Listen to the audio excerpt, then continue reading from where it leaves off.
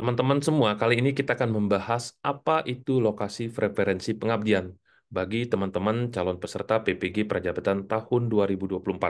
Kita akan kupas secara detail dan mendalam. Tetapi, sekali lagi untuk kemajuan kita bersama, mari saling dukung dengan cara klik subscribe, like, comment, and share video berikut ini.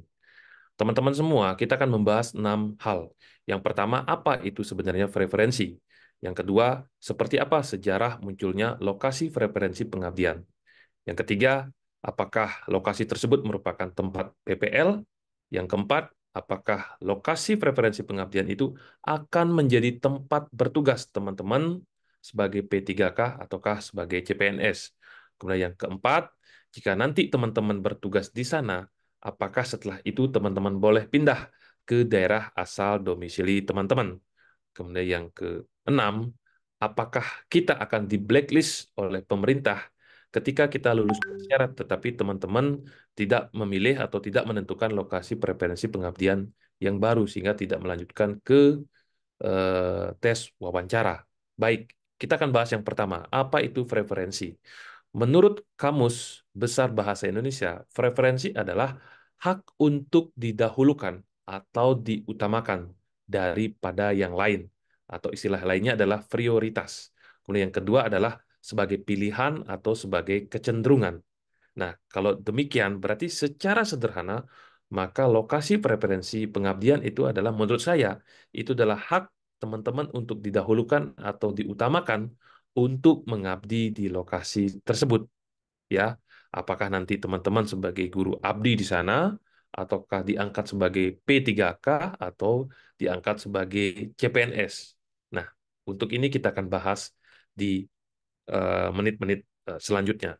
Kemudian yang kedua, seperti apa sejarah munculnya lokasi preferensi pengabdian pada PPG tahun 2024 ini?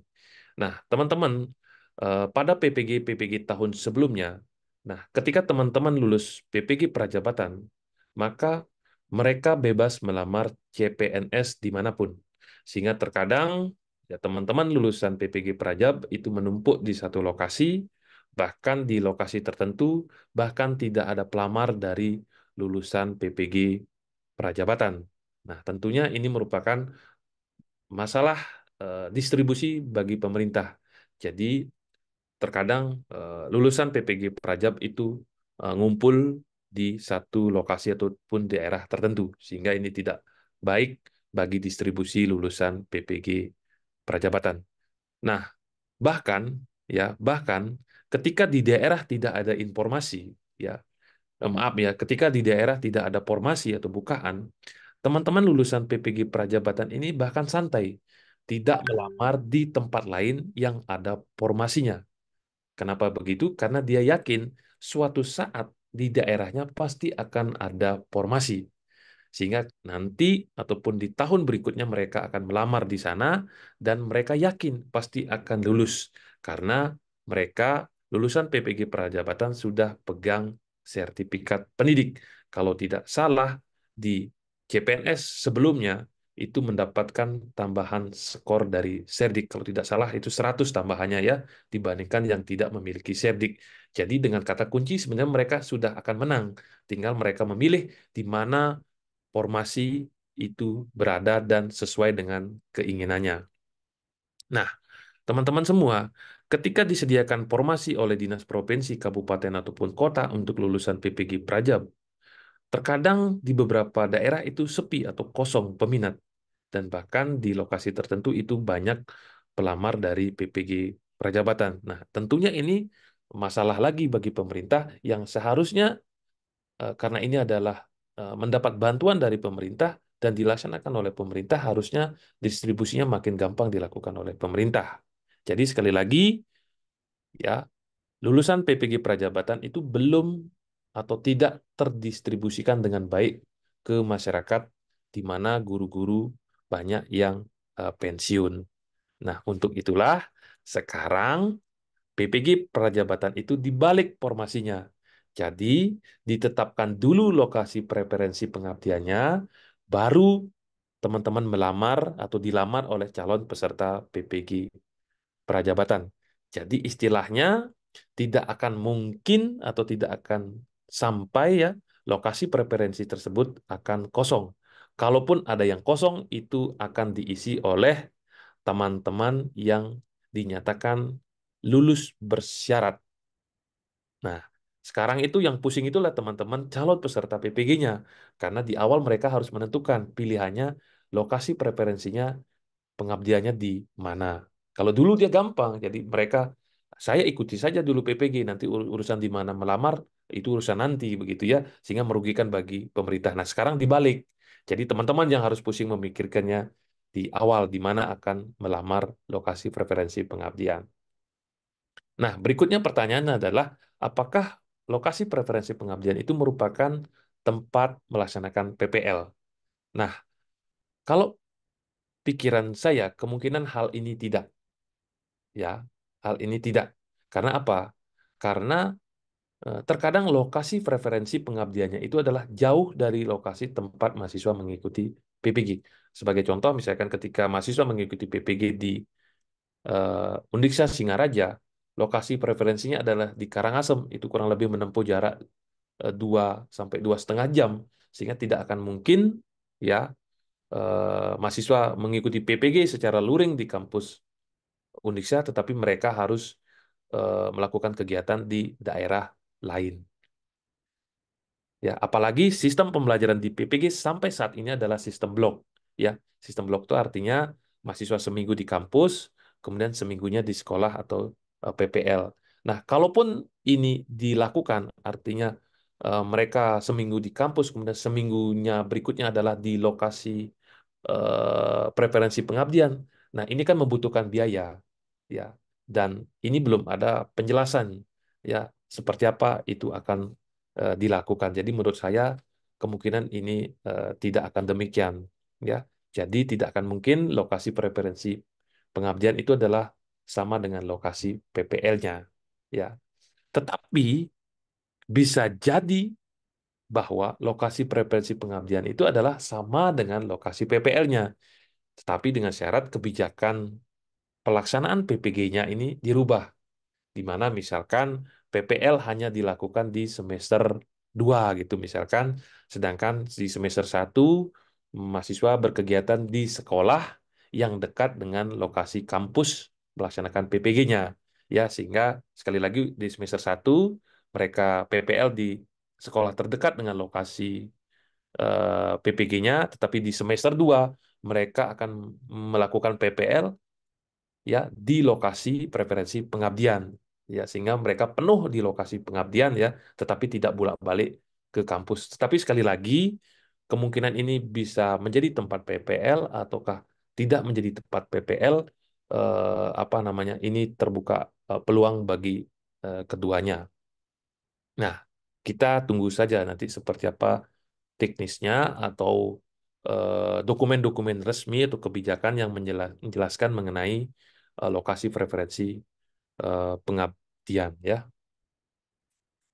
Nah, berikutnya adalah apakah lokasi preferensi pengabdian ini akan menjadi tempat bertugas teman-teman ketika dinyatakan lulus PPG Prajabatan tahun 2024 ini sebagai tenaga P3K ataukah tenaga CPNS di lokasi preferensi pengabdian. Nah, teman-teman semua, kita tahu bersama bahwa PPG Prajabatan ini kan mendapatkan bantuan biaya pendidikan dari pemerintah, kalau tidak salah 17 juta. Harusnya pemerintah gampang menempatkan lulusannya sesuai dengan keperluan. Misalkan bagaimana lulusan PPG ini mengatasi kekosongan guru, mengganti guru yang pensiun, dan lain sebagainya seperti lulusan-lulusan PPG SM3T sebelumnya. Ya. Sehingga pikiran saya, kemungkinan besar ya lulusan PPG Prajabatan ini akan ditempatkan sebagai tenaga P3K di lokasi pengabdian atau di lokasi preferensi pengabdian, ya. Karena kalau kita melihat apakah sebagai CPNS rasanya eh, kecil kemungkinannya, ya, karena beberapa tahun terakhir ini belum ada pengangkatan CPNS untuk tenaga guru. Nah, berikutnya adalah kalaupun lokasi preferensi pengabdian itu bukan merupakan tempat mereka akan bertugas sebagai P3K ataukah sebagai CPNS. Kalau tidak ya, tetapi untuk apa ya calon peserta diminta memilih lokasi preferensi pengabdian? Nah, itu masalahnya. Kalau tidak sebagai P3K atau CPNS, untuk apa mereka harus memilih lokasi preferensi pengabdian? Ini kan menyusahkan, termasuk meribetkan, termasuk memperpanjang prosedur, ya, gitu ya. Bahkan eh, teman-teman kan diperbolehkan memilih kembali lokasi preferensi pengabdian ketika teman-teman dinyatakan lulus bersyarat. Artinya peluang besar untuk ditempatkan di sana menurut saya sangat besar. Tinggal apakah mengikuti formasi P3K ataukah CPNS. Saya tidak bisa menjawabnya, ya. Tetapi analisis saya seperti ini ya, teman-teman. Berikutnya, misalkan jika teman-teman setelah lulus PPG Prajabatan dan ditugaskan di lokasi preferensi pengabdian, ya apakah sebagai P3K atau CPNS, apakah setelah itu teman-teman boleh pindah ke daerah asal domisili, ya, apakah boleh pindah ke daerah asal domisili. Nah, sekali lagi teman-teman, karena PPG Prajabatan ini kan mendapatkan bantuan biaya pendidikan dari pemerintah, kemudian calon peserta sudah memilih dari awal lokasi preferensi pengabdian, artinya yang bersangkutan atau calon peserta PPG itu sudah sadar akan ditempatkan di sana. Paling tidak, sudah sadar bahwa ada kata preferensi pengabdian. Berarti sudah sadar ya. Artinya, kalau teman-teman mau pindah lagi ke daerah domisili asalnya, apa kira-kira alasan pemerintah untuk memperbolehkannya? Kan begitu pertanyaannya. Ya. Nah, menurut saya ini masih sangat jauh ya. Apakah nanti ke depan teman-teman seperti apa begitu ya? Kemungkinan-kemungkinan ini sangat banyak begitu ya. Sehingga di sini pemerintah menulisnya sebagai lokasi preferensi pengabdian ya. Tidak secara tegas apa sebenarnya maksud daripada ini ya. Tetapi teman-teman sekali lagi jangan itu yang dipikirkan. Intinya adalah menurut saya niat pemerintah ini sangat baik. Ya, sekali lagi, niat pemerintah sangat baik, tetapi terkadang kita yang terlalu perhitungan, ya, kita yang terlalu perhitungan. Silakan teman-teman melakukan refleksi diri, seperti apa, teman-teman boleh tulis di kolom komentar. Berikutnya, pertanyaan terakhir adalah, apakah kita akan di blacklist oleh pemerintah jika kita dinyatakan lulus bersyarat tetapi teman-teman tidak menentukan atau tidak memilih lokasi preferensi pengabdian yang baru. Nah, teman-teman, kita tahu bersama bahwa lulus bersyarat itu adalah teman-teman peserta memenuhi nilai batas kelulusan atau NBK, tetapi teman-teman kalah ranking di lokasi preferensi pengabdian yang dipilih. Sehingga teman-teman diberikan kesempatan untuk memilih lokasi preferensi pengabdian yang masih kosong atau belum terpenuhi. Nah, kalau kita yang dinyatakan lulus bersyarat, tetapi belum atau tidak menggunakan peluang ini, apakah akan di blacklist? Nah, menurut saya harusnya tidak. Ya, menurut saya harusnya tidak. Kenapa demikian? Karena memang itu adalah haknya peserta.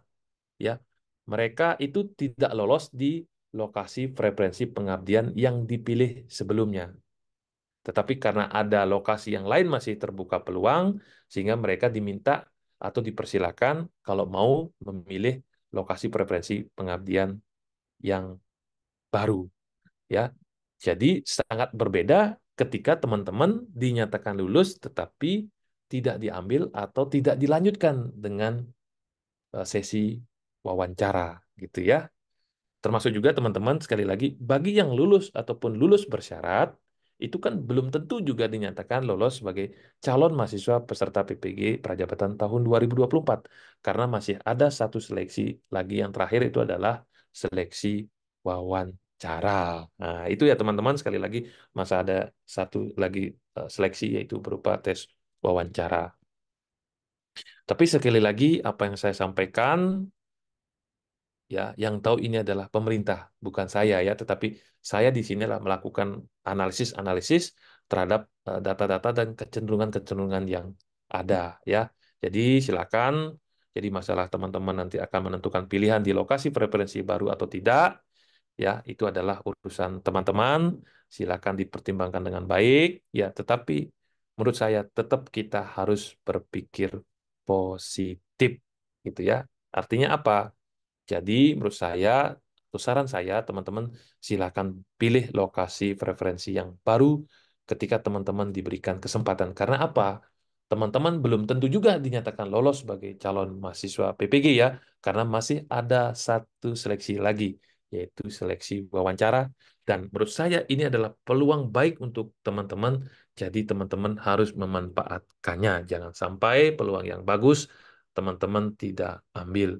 Bahkan nanti teman-teman bisa menyesal di kemudian hari. Ya, sekali lagi itu pandangan saya. Silakan teman-teman bisa berkomentar, tulis di kolom komentar dan kita membahas atau berdiskusi secara bersama-sama ya. Mudah-mudahan ke depan pelaksanaan PPG Prajabatan makin baik pelaksanaannya. Terima kasih sekali lagi. Bagi yang belum subscribe, silakan di-subscribe dan bantu share kepada teman-teman yang lain. Terima kasih.